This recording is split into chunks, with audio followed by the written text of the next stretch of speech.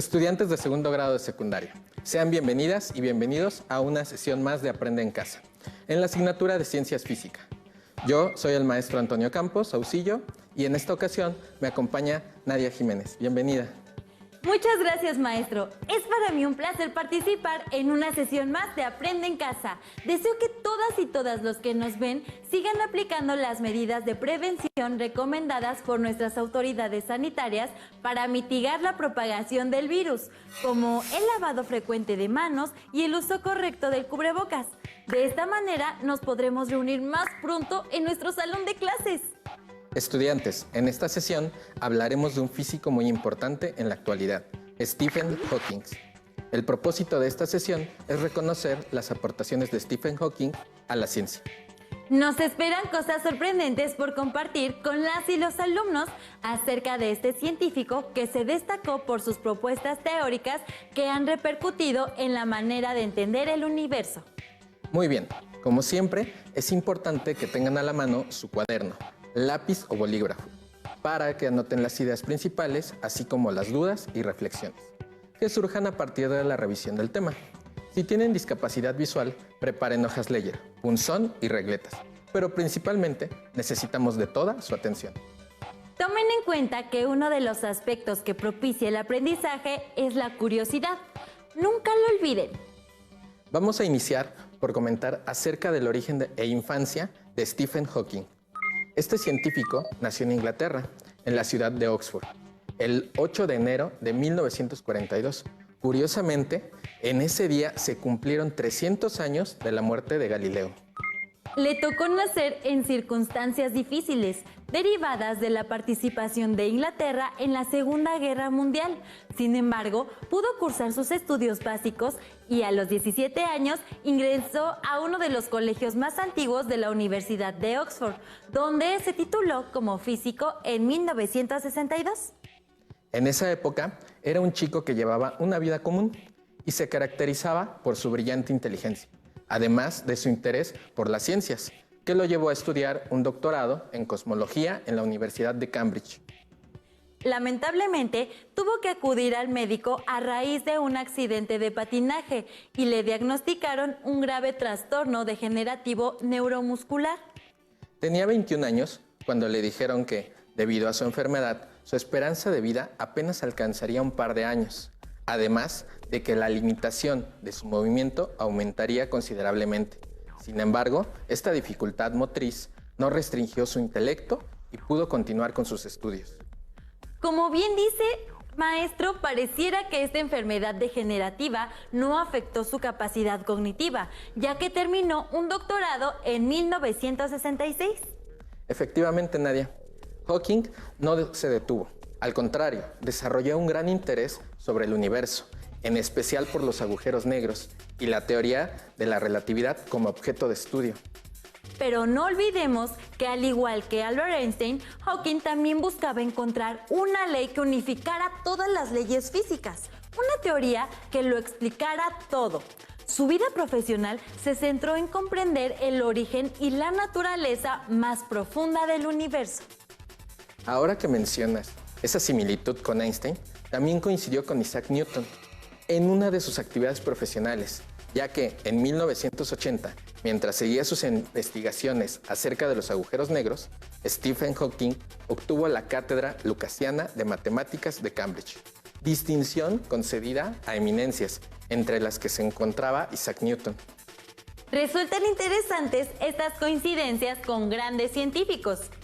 Nació el mismo día que murió Galileo Galilei, pero 300 años después se le otorgó la misma cátedra que Isaac Newton, además de interesarse en la búsqueda de una ley unificadora en la física, al igual que Einstein.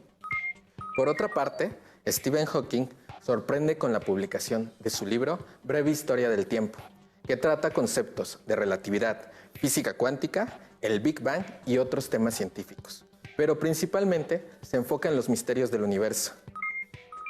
Y que sin duda la física se encarga de buscar respuestas al respecto. Pero lo que más me sorprende de su trabajo es que contribuyó a cambiar la perspectiva de la física hoy en día, con sus propuestas creativas, como veremos más adelante. Pero, ¿quién fue Stephen Hawking? ¿Cuáles fueron sus investigaciones? Stephen Hawking fue el primer hijo de una familia de buenos recursos económicos y sus padres contaban con preparación profesional. Podemos decir que no era muy destacado en sus estudios durante su infancia, como lo reflejan sus notas. Sin embargo, esto cambió al llegar al segundo año de licenciatura. En sus estudios de licenciatura se inclinó por la física teórica, que interpreta los fenómenos físicos desde el lenguaje matemático, y por la cosmología, rama de la física que estudia el origen y evolución del universo. Quizás podamos suponer que este interés lo llevó a destacar en esas áreas académicas. Inclinarse por estas áreas fue una decisión importante, considerando que las investigaciones en su época estaban centradas en el estudio de partículas subatómicas, en tanto que Hawking se enfocó en investigar las estrellas y los agujeros negros.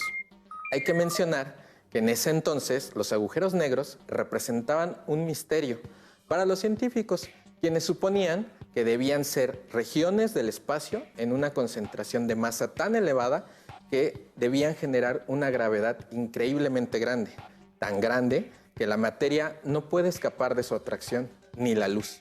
Pero las leyes físicas no explicaban los fenómenos ocurridos en ellos.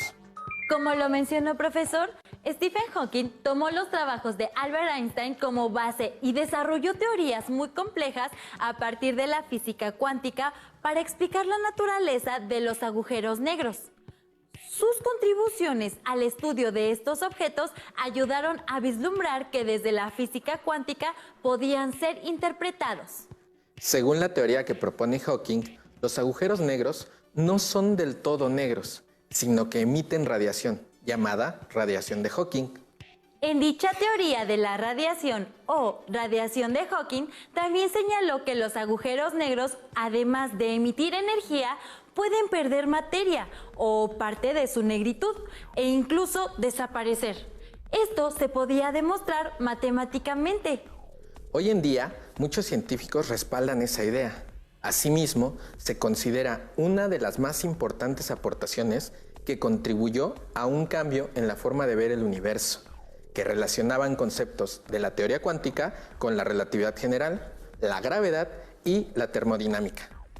A pesar de que la enfermedad de Stephen Hawking aumentaba la parálisis de su cuerpo, no se detuvo en ningún momento en el desarrollo de su trabajo, ya que buscaba entender el origen del universo y los pilares que sustentan lo que sucede en él, para obtener una teoría que englobara todas las leyes de la física.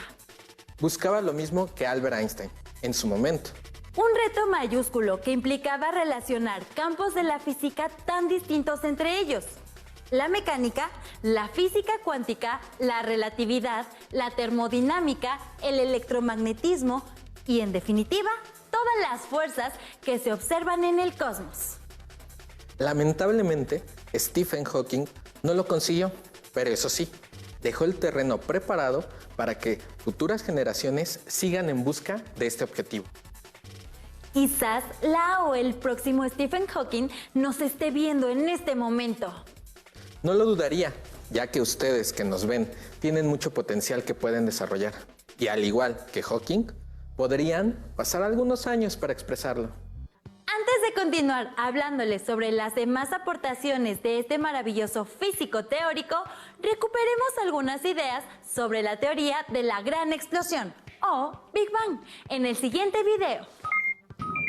Gracias al modelo del astrónomo estadounidense Edwin Powell Hubble y del astrónomo y sacerdote belga Georges Lemaitre, hoy en día se sabe que el universo se expande. Y gracias a la contribución de varios científicos, existe la teoría conocida como Big Bang, la cual explica que una gran explosión provocó que la materia del universo se dispersara en varias direcciones. Y conforme se dispersaba, se fue enfriando y se formaron las primeras partículas subatómicas. Después se formaron los átomos y por gravedad, la materia se fue agrupando hasta formar nubes de estos elementos primordiales.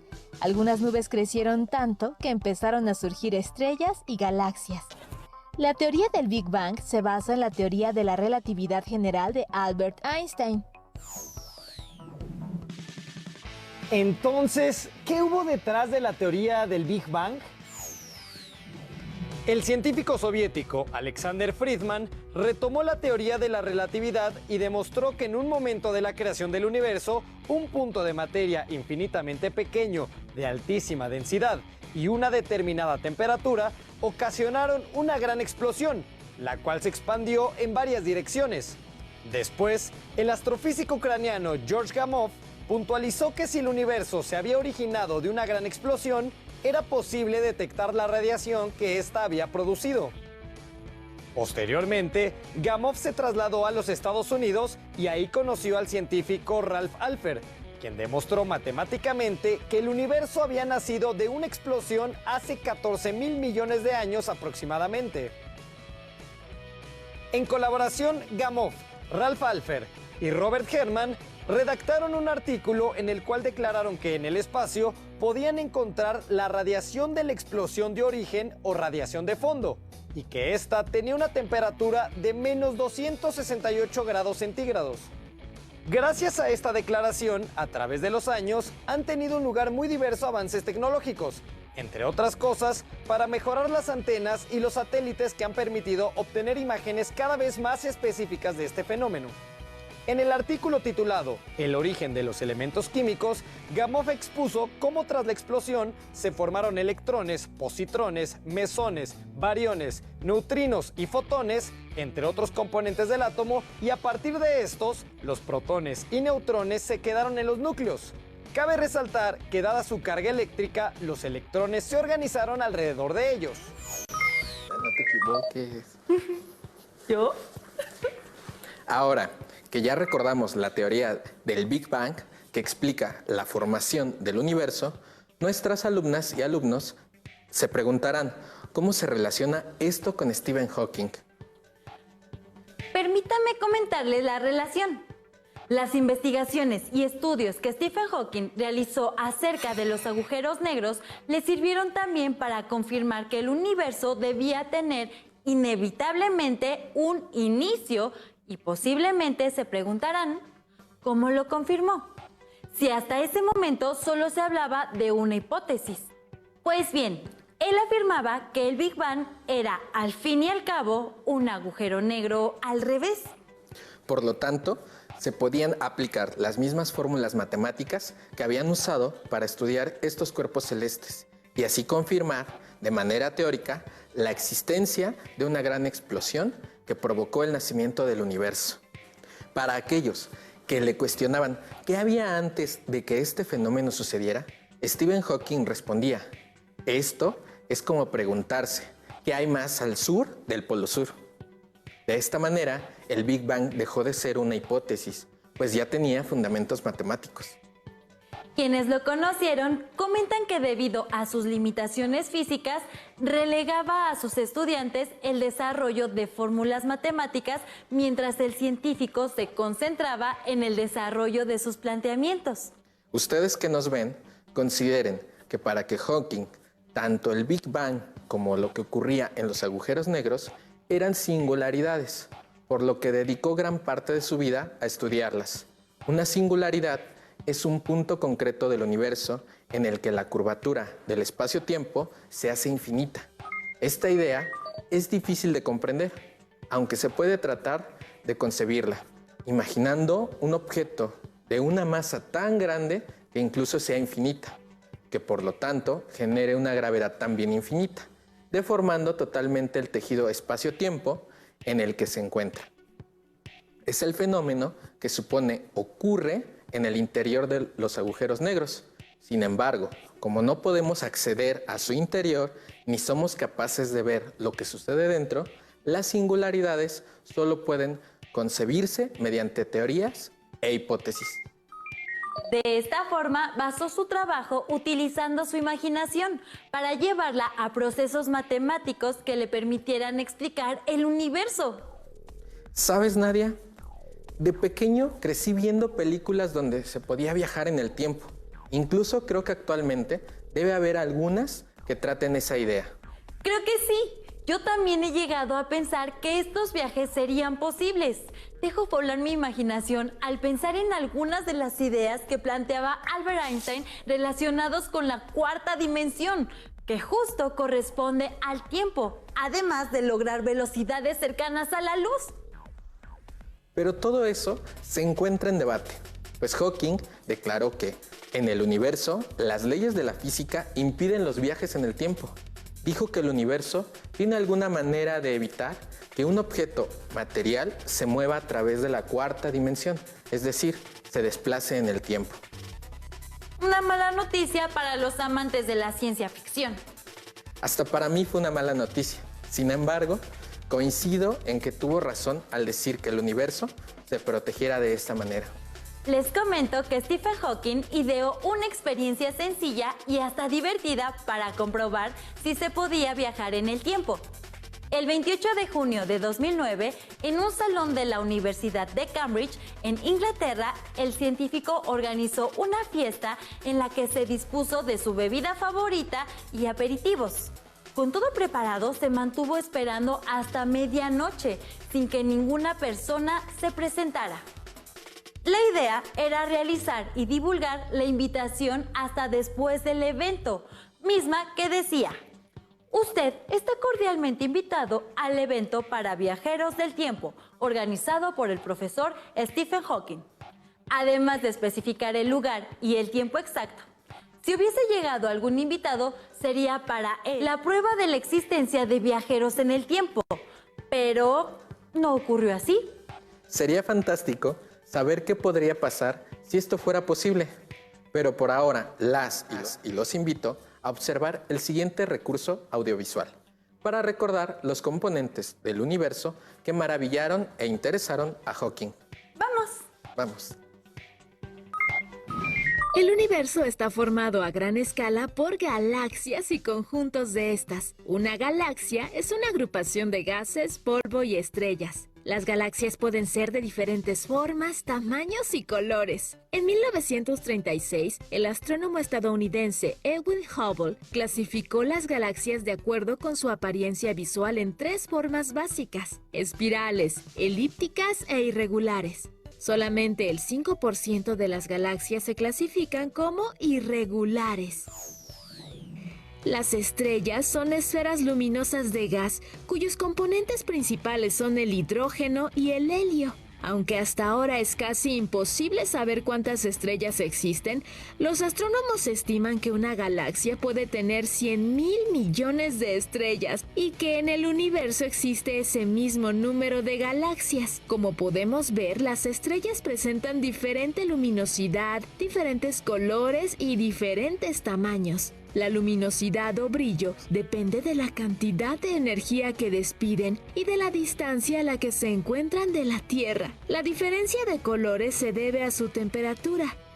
Las estrellas más calientes tienen una temperatura que va de los 7,000 a los 35,000 Kelvin y son blancas o azules, mientras que las más frías tienen una temperatura entre 1400 y 4000 Kelvin y presentan tonos rojos o anaranjados. Y respecto a su tamaño, hay estrellas de neutrones de 20 a 40 kilómetros de diámetro, hasta supergigantes como Betelgeuse en la constelación de Orión, que tienen un diámetro de entre 550 y 920 veces el diámetro del Sol. Las estrellas presentan un ciclo de vida que contempla varias fases. En la primera fase, una estrella recién formada o protoestrella evoluciona de una nube de hidrógeno, helio y polvo que se contrae hasta la secuencia principal. Este proceso tarda en promedio 100 millones de años en una estrella como el Sol. En la secuencia principal, por efecto de la presión, la estrella eleva tanto su temperatura que da inicio a una reacción nuclear. Asimismo, la enorme presión que se ejerce del centro hacia afuera contrarresta la fuerza gravitacional de la estrella. Una estrella brilla por el hidrógeno que contiene. Sin embargo, la cantidad de este elemento es limitada y conforme se consume, el brillo de la estrella se reduce. Cuando se ha consumido más del 90% del hidrógeno, el helio queda como elemento predominante en el núcleo de la estrella. Mientras la estrella sigue quemando el hidrógeno restante, sus capas exteriores se colapsan y su temperatura se incrementa, lo que provoca que la última capa exterior se expanda. En este momento se convierte en una gigante roja. En la fase de gigante roja, la estrella se libera de las capas más externas y se convierte en un cuerpo pequeño y denso. Cuando esto sucede, entra en la fase denominada enana blanca. Una enana blanca se enfría poco a poco durante miles de millones de años y hasta que se enfría totalmente se apaga y deja de producir energía. En este punto, la estrella pasa a la fase conocida como enana negra. Cabe resaltar que hay estrellas que no siguen este mismo camino evolutivo. Hay estrellas muy masivas que, en lugar de transformarse en enanas negras, colapsan en una violenta explosión conocida como supernova, la cual deja tras de sí un pequeño núcleo que puede convertirse en una estrella de neutrones, o incluso, si el remanente es lo suficientemente amplio, en un agujero negro. Profe, ya vamos a acabar. Salta. Eso, muy Y ya puedes saltar. De acuerdo con la teoría de la gran explosión en el origen del universo, la materia comenzó a agruparse para formar los cuerpos estelares, entre ellos las galaxias. De ahí que los astrofísicos se preguntaran, ¿cómo empezó esta acumulación de materia? Stephen Hawking y el ruso Vyacheslav Mukhanov, de manera independiente, dedujeron que el proceso se debía a las fluctuaciones o irregularidades cuánticas. Esto es, de partículas subatómicas mismas que originaron las enormes estructuras que forman el universo. Este planteamiento se ha validado por observaciones y se considera fundamental en el estudio del cosmos. Por este trabajo y otros, Hawking recibió múltiples reconocimientos. ¿Sabían que Stephen Hawking escribió una gran cantidad de textos científicos? En 1988 publicó una de sus obras más famosas, Una breve historia del tiempo. En este libro explica distintos temas de astrofísica, desde la naturaleza de los agujeros negros hasta los secretos de la teoría de la relatividad, pasando por la mecánica de la luz y las teorías complicadas como la de cuerdas, que es la que pretende unificar todas las leyes físicas del universo. En 2005 lanzó su libro Brevísima historia del tiempo, en la que condensaba lo que explicaba en la obra original con un lenguaje más accesible. Con eso me queda más claro que buscaba compartir todo su conocimiento. Esta fue otra de sus aportaciones a la sociedad, la de la divulgación de la ciencia. Después de emprender gran cantidad de proyectos científicos, a pesar de padecer su enfermedad por más de 50 años, Stephen Hawking falleció el 14 de marzo del 2018, coincidiendo con el día y mes de nacimiento de Einstein. Para finalizar, las y los invito a realizar un mapa mental de las principales aportaciones de Stephen Hawking y a conversar con su familia sobre su contenido.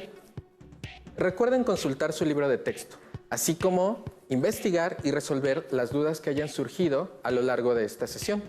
Nadia, te agradezco mucho tu intervención en este tema y a las y los estudiantes les invito a encontrarnos en la siguiente ocasión. Cuídense mucho. Fue un placer estar con ustedes. Hasta la próxima. Si tienes dudas o necesitas ayuda, llama al Centro de Apoyo Pedagógico a Distancia. El número de teléfono para secundaria es el 55 36